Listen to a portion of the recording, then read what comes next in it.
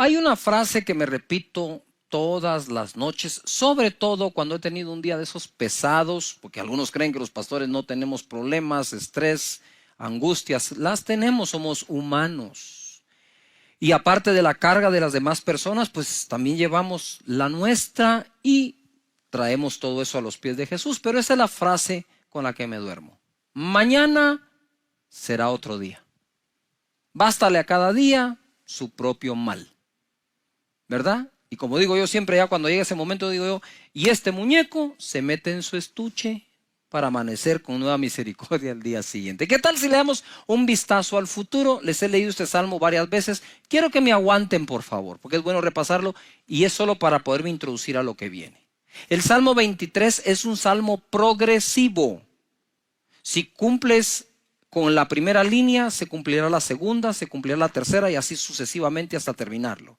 Dice la escritura, Jehová es mi pastor. A ver todos, eso es, nada me faltará. El que cree que Dios es su pastor, cree que no le falta nada. Entonces sigue el siguiente verso, en lugares de delicados pastos me hará descansar. No descansa el que no confía que Dios provee. Descansa el que sabe que Dios provee. Eso se aplica al día domingo cuando descansamos y buscamos al Señor. Eso se aplica en la tarde cuando termina la faena del día y podemos descansar. Eso se aplica en tiempos de angustia, persecución y estrechez. Descansar en el Señor, que nada nos faltará. Y entonces descansamos. Luego, junto a aguas de reposo me pastoreará. Él pastorea al que descansa porque confía que no le falta nada. Confortará mi alma, Él conforta el alma de aquel a quien puede pastorear porque toma tiempo de descansar debido a que cree que nada le faltará. Después dice, me guiará por sendas de justicia por amor de su nombre. Es mucho más fácil oír las instrucciones de cómo ser guiado por Dios cuando estamos siendo confortados, porque somos pastoreados, porque estamos descansando, porque confiamos que no nos falta nada. Aunque dice, me guiará por sendas de justicia por amor de su nombre, aunque ande en valle de sombras de muerte, no temeré mal alguno, porque tú estarás conmigo. De nuevo es progresivo. Cuando ya somos pastoreados porque descansamos, porque confiamos, Él nos guía por senda de justicia. Y si atravesamos un valle de sombra de muerte, no temeremos mal alguno, porque Él está con nosotros. Tu vara y tu cayado nos infundirán aliento. Aderezas mesa delante de mí en presencia de mis angustiadores. Unges mi cabeza con aceite, mi copa está rebosando. Ciertamente el bien y la misericordia me seguirán todos los días de mi vida, y en la casa de Jehová moraré por largos días. Progresivo, todo en futuro. Lo que David hacía era echarle un vistazo al futuro, ojo, basado en la fe y confianza que le tenía a Dios. Tú puedes imaginar un futuro de acuerdo a la confianza que en Dios tienes. No me va a faltar. La escritura no dice, Jehová es mi pastor, nada me faltará mientras tenga trabajo, me den aumento, el salario alcance. Entonces, ¿en qué quedamos? Nada nos faltará porque Él es nuestro pastor. Punto. Y luego va progresando el salmo y le echa un vistazo. Dice, e incluso considera, mira, David era un hombre de tanta fe, está entre los héroes de la fe en Hebreos 11. Sin embargo, él está considerando un futuro aún peligroso. Y se está anticipando a ese futuro con un buen vistazo diciendo, aún si yo pueda caminar en un valle de muerte, no temeré mal alguno, porque tu vara y tu cayado me infundirán, ¿qué? Aliento. Aún si yo camino ahí, Dios estará con nosotros. La fe, dice la escritura, es por el oír, y el oír por la palabra de Dios. Nosotros decidimos enfrentar lo que estamos viviendo con fe, decidimos enfrentarlo con pesimismo, optimismo, con buen ánimo, con unidad familiar, solos. Esas son decisiones que nosotros vamos tomando. Pero definitivamente el oído es vital. El oído es vital. Por aquí se contagia uno de miedo, temor, duda, angustia, ansiedad. Por aquí. Por eso dice la escritura, las malas conversaciones corrompen buenas costumbres. En Mateo capítulo 13, verso 18, hoy me voy a ir a lo básico. Ya saben que Eso es lo que me agrada y creo que es fruto de la oración de pedirle a Dios, Señor, dame una palabra para la vida de cada persona, para que cuando salgan de su casa o regresen tengan algo que practicar de tu palabra. Y la parábola del sembrador fue la primera que Jesús habló y dijo, si no entienden esta parábola, ¿cómo van a poder entender el resto? Y es muy sencilla, pero a la vez profunda. En el verso 18, Mateo 13 dice, oíd pues vosotros la parábola del sembrador. Cuando alguno oye la palabra del reino y no la entiende, viene el malo y arrebata lo que fue sembrado en su corazón. Este es el que fue sembrado junto al camino. Cuando hablamos de que la palabra fue sembrada junto al camino, dice la parábola, que vienen las aves del cielo y roban la semilla o la palabra. Y entonces él explica acá. Lo que ocurre, la interpretación de esto es que cuando alguien no le entiende, entonces viene el malo y la arrebata. Orando por todos ustedes y por su servidor, obviamente, aquí en esta escritura me encuentro que la palabra de no entender la escritura, ahí hay un truco escondido que el enemigo puede aprovechar. Tener la esencia de lo que se nos enseña es tener entendimiento de lo que estamos aprendiendo. Y el original dice, es poner dos combatientes hostiles juntos. Alguien va a ganar. Entonces está la capacidad de entender de acuerdo a lo que Dios quiere decir. Y cuando dice no entender o no la entendemos, no se refiere que no entendiste nada, sino que entendiste mal. Quiero de nuevo, entendiste mal. Mal, el maligno. Él sembró otro entendimiento. Y es así como se roba la palabra o el entendimiento de lo que venía de parte de Dios para tu vida. El enemigo roba la palabra por medio de darnos otro entendimiento. Él no desea evitar la renovación de nuestro entendimiento, sino darnos otro para que seamos transformados, pero no de manera que experimentemos la voluntad de Dios, sino opuesta a eso. Eso es lo que el enemigo va a tratar de hacer. Por lo tanto, tenemos que cuidar cómo escuchamos y cómo entendemos la palabra del Señor. Por ejemplo, la Biblia dice que la voluntad de Dios es buena, agradable y perfecta. Eso viene por la renovación de nuestro entendimiento para experimentar esa voluntad buena, agradable y perfecta. Entonces la gente viene y dice, no, es que lo que me pasa. Y entonces no tienes el entendimiento que las Escrituras te ofrecen, sino el entendimiento que alguien más te está ofreciendo. Dios es bueno, Dios tiene misericordia todos los días de nuestra vida. Entonces en la parábola lo que tenemos que evitar primero es que entendamos de una forma equivocada lo que el Señor nos quiere decir y bendecir. Persecución por lo que crees. 20, verso 20. Y el que fue sembrado en pedregales, este es el que oye la palabra y al momento la recibe con gozo. Tiene un pico de emoción, de gozo impresionante, pero no tiene raíz en sí, sino que es de corta duración. Pues al venir la aflicción o la persecución por causa de la palabra, luego tropieza. Ojo, cuando la Escritura dice que es de corta duración, aquí lo voy a ampliar un poco más a la vida. Existen personas que son de corta duración en todo lo que hacen. Siempre están cambiando lo que hacen. Todo les dura muy poco tiempo. Como decía mi mamá, mira, Cash, me decía él, no seas arranque de macho y parada de mula, me decía. Es decir, arranca como caballo de carrera y cuando para se siembra, que no hay quien lo mueva. Y entonces ella también me decía, ay, mira, Cash, tenés que aprender a no ser 14 oficios o 7 oficios, 14 necesidades. Esos proverbios me fueron penetrando poco a poco a mi mente y dándome a mi entendimiento cosas que me sirven para vivir el día de hoy. Entonces las personas que suelen sobreemocionarse positivamente, también suelen afligirse y entrar en temor con la misma intensidad que se gozaron, perdiendo así algo que habían ganado. ¿Y por qué estoy enseñando esto? Porque creo que por el Espíritu de Dios puedo ver cómo, debido a todo lo que pasa en esta crisis, hay mucho altibajo emocional. Un día estás, wow, mañana salimos, otro día, ya volvieron a decir tal cosa. Y ahora nos dijeron y ahora nos dicen otra. Y eso va drenando nuestras emociones. Y mire, eso trae un cansancio y trae una fatiga que es difícil soportarla. A mí me pasa, por eso te estoy predicando esto.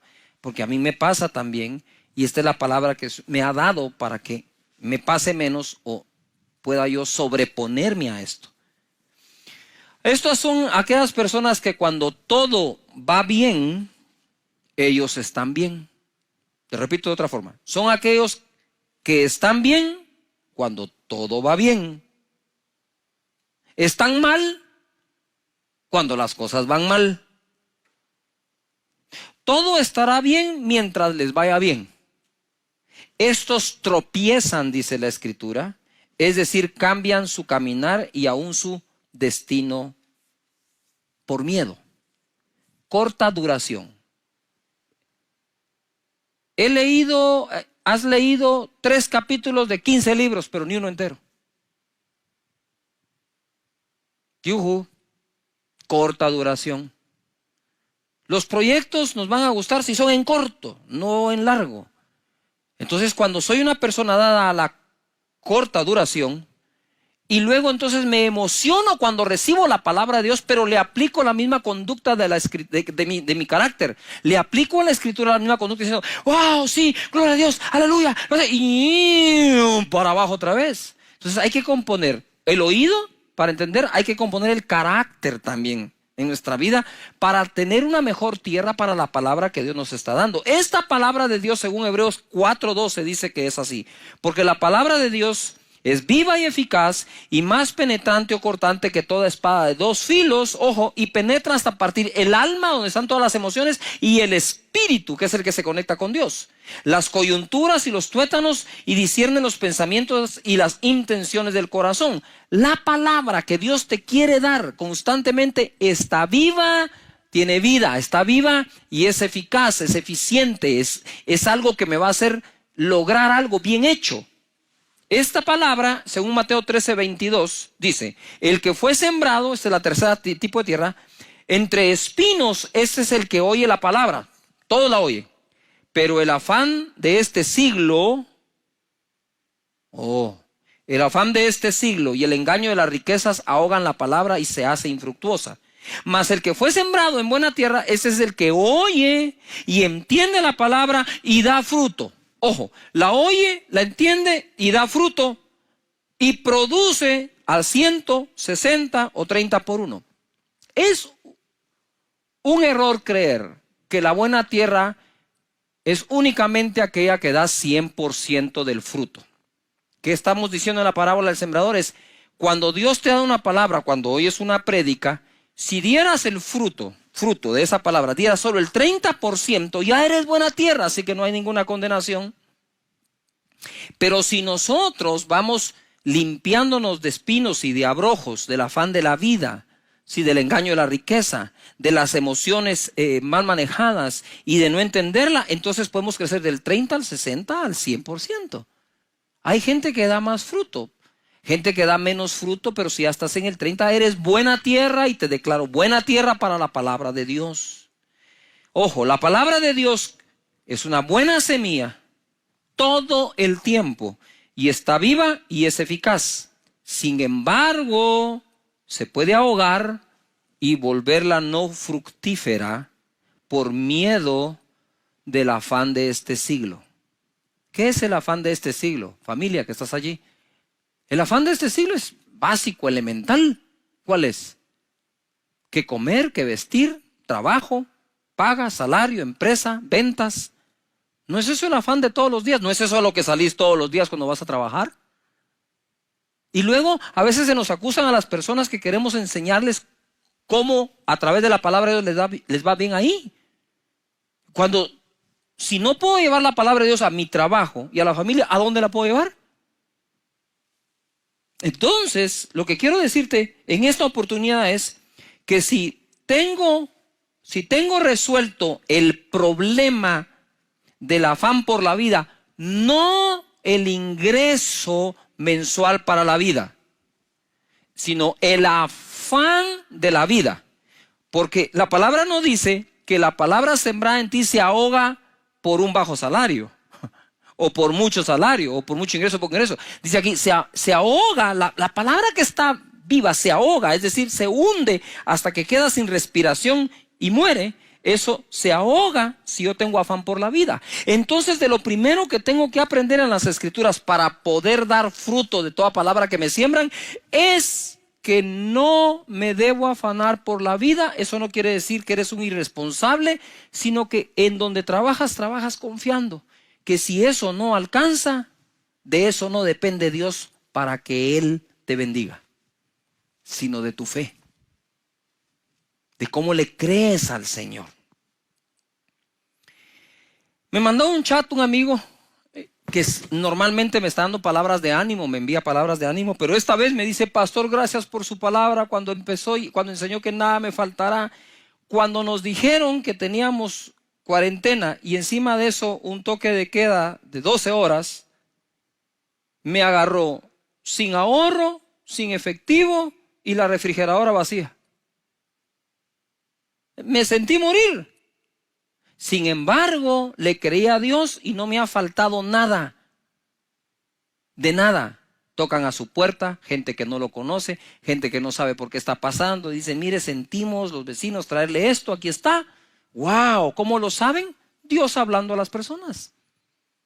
Entonces, si nosotros logramos quitar el afán de la vida, quitamos lo que ahoga la buena semilla de Dios. Y aquellos que en Él confían, siempre son las personas que más crecen en el Señor, porque no hay nada que ahogue la palabra. En Romanos capítulo 8, verso 31, hay un verso, este verso a mí me parte el corazón, porque es el amor de Dios expresado de una manera inmensa. Si Dios nos da lo más grande, ¿no nos dará lo demás? Es una pregunta, ¿no nos dará lo demás? ¿Quién pues, dice, en el verso 31, ¿qué pues diremos a esto? Si Dios es por nosotros, ¿quién contra nosotros? Uy, ese verso lo repetimos a cada rato, sobre todo cuando estamos en angustia. Si Dios por nosotros, ¿quién contra nosotros? El que no escatimó ni a su propio Hijo, sino que lo entregó por todos nosotros, ¿cómo no nos dará también con Él todas las cosas? Tenía yo en mi casa, cuando estábamos recién casados con Sonia, he contado esto.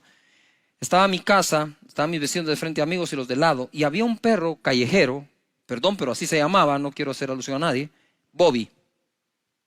Y Bobby era un perro de fe, digo yo, porque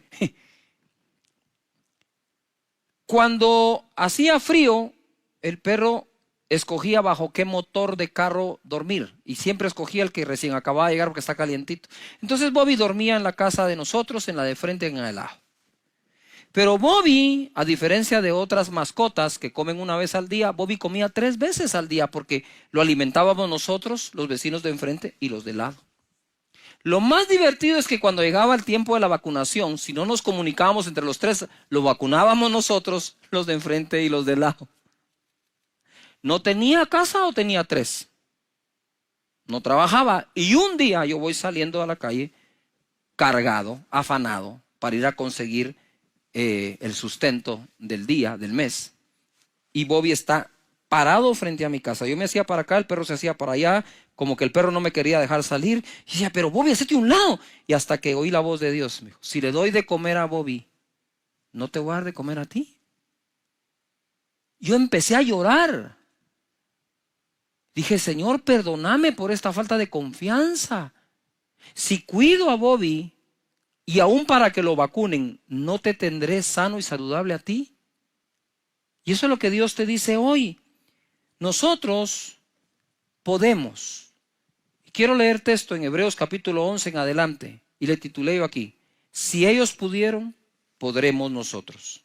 Dice el verso 1: es pues la fe la certeza de lo que se espera, la convicción de lo que no se ve.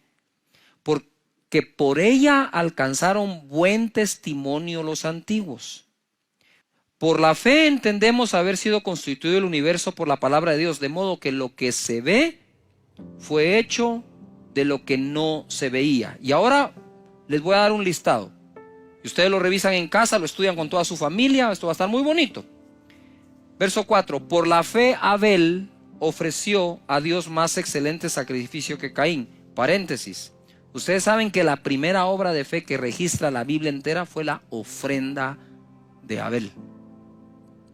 Y por eso él alcanzó mejor testimonio que su propio Caín, que lo llegó a matar de envidia. 5, por la fe Enoc fue traspuesto para no ver muerte. 7, por la fe Noé, cuando fue advertido por Dios acerca de cosas que aún no se veían, etc. Entonces por la fe Abel, por la fe Enoc, por la fe Noé. Verso 8, por la fe Abraham, siendo llamado, obedeció para salir del lugar que había de recibir como herencia y salió sin saber a dónde iba. Por la fe habitó como extranjero en la tierra prometida, como en tierra ajena, morando en tiendas con Isaac y Jacob, coherederos de la misma promesa. Por la fe, verso 11, Sara concibió siendo estéril.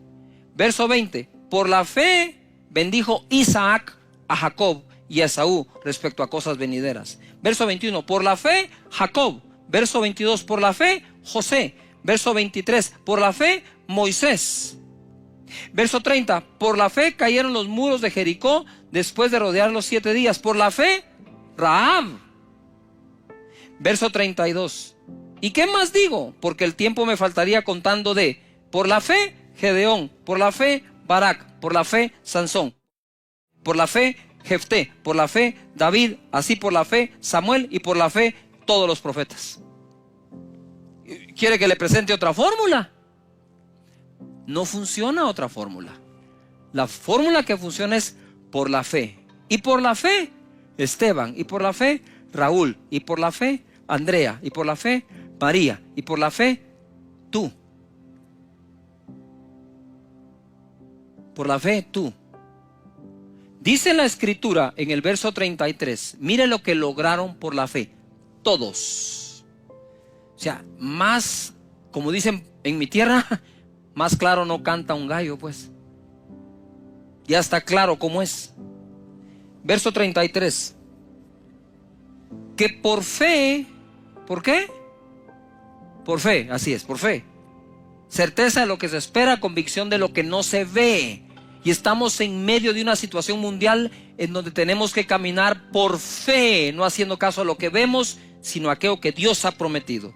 Por la fe conquistaron reinos, hicieron justicia, alcanzaron promesas, taparon boca de leones, apagaron fuegos impetuosos, evitaron filo de espada, sacaron fuerza de debilidad, se hicieron fuertes en batallas, pusieron en fuga a ejércitos extranjeros.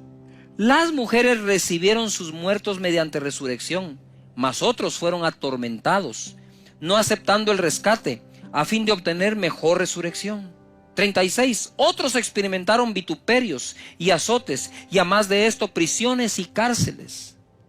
Fueron apedreados, aserrados, puestos a prueba, muertos a filo de espada. Anduvieron de acá para allá, cubiertos de pieles de ovejas y de cabras, pobres, angustiados, maltratados. 38. De los cuales el mundo no era digno. Y cuando tú ves la cantidad de personas que están acá, ninguno de ellos fue perfecto. No fue precisamente como decimos el santo de nuestra devoción, pero fueron agradables delante de Dios y alcanzaron buen testimonio porque a Dios le creyeron. Verso 39. Y todos estos, aunque alcanzaron buen testimonio y el mundo no era digno de ellos, mediante la fe no recibieron en aquel entonces lo prometido, para que una cosa se cumpla, proveyendo Dios alguna cosa mejor para nosotros, para que no fuesen ellos perfeccionados aparte de nosotros. Por la fe, por la fe, por la fe. Y ahora quiero terminar en este momento con algo que me impresionó. Si Dios pregunta, debemos responderle. Y en Mateo capítulo 6, verso 28, dice: ¿por qué os afanáis? ¿Por qué os afanáis? ¿Acaso tú no vales más que las aves y eres mejor que un lirio?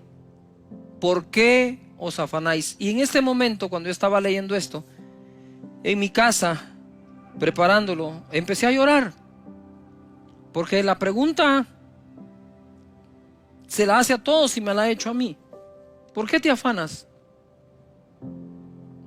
Porque me hace falta, porque hay un terror afuera, porque hay una peste, porque hay una pandemia, porque hay una enfermedad, porque hay un virus. Y cuando yo leo esto, la primera sensación que tuve fue no contestarle a Dios, o no tengo respuesta. Y el Espíritu Santo me dijo: quiero oír sus respuestas. Cuando te digo ¿por qué te afanas?, te lo estoy preguntando. Quiero saber qué es lo que te provoca. Yo pienso que es un buen momento para decirle a Dios: Señor, soy sincero contigo, estoy afanado, tengo miedo, tengo temor, tengo incertidumbre, estoy lleno de ansiedad. Dios no quiere esas personas que presumen no tenerlo. Él quiere gente sincera que le diga: sí, estoy muy afectado, Señor, por lo que está pasando. Estoy hasta confundido. Está bien, háblalo, decilo. Es tu Padre. Él no regaña, Él enseña. Él no te va a regañar: no deberías de estar afanado, no miras que cómo soy de bueno. No, pero lo puse así en letra grande. ¿Por qué os afanáis? Más adelante dice: no se afanen diciendo. No se afanen por el día de mañana. Bástale a cada día su propio mal. Y por eso empecé diciendo en esta predicación: mañana será otro día. Mañana será otro día. Padre, gracias te doy por cada hogar conectado, por cada casa, por cada conexión, por cada persona. Estamos cargados, Señor. Te lo reconocemos, lo aceptamos, pero también tú dijiste que le esté cargado y trabajado, que venga a ti, que tú lo harás descansar. Señor, la unción que estoy sintiendo aquí, fuertísima sobre mis hombros y espalda, que pudra todo yugo en este momento. Si tú estás en casa, extiende tu mano al dispositivo, a la televisión, donde quiera que estés, extiende tu mano. Hay una unción fluyendo en este momento hacia ti que va a podrir todo yugo, toda preocupación, todo afán, toda angustia, toda incertidumbre. En el nombre poderoso de Jesús ordeno que todo eso se largue ahora mismo de la vida de las personas que están conectadas acá. En el nombre de Jesús. Y que cada uno lleve este mensaje a otra persona que lo nota preocupado. En Cristo Jesús sean libres de esto. Y tú que quieres recibir a Jesús en tu corazón, repite conmigo en voz alta en tu casa, ahí con todos: Señor Jesús, yo te doy gracias por haber muerto por mí, por perdonar mis pecados, por lavarme con tu sangre. Te entrego mi vida, te abro mi corazón. Perdona mis pecados, dame la vida eterna. Yo creo que desde hoy soy una nueva persona y mi nombre fue escrito en los cielos.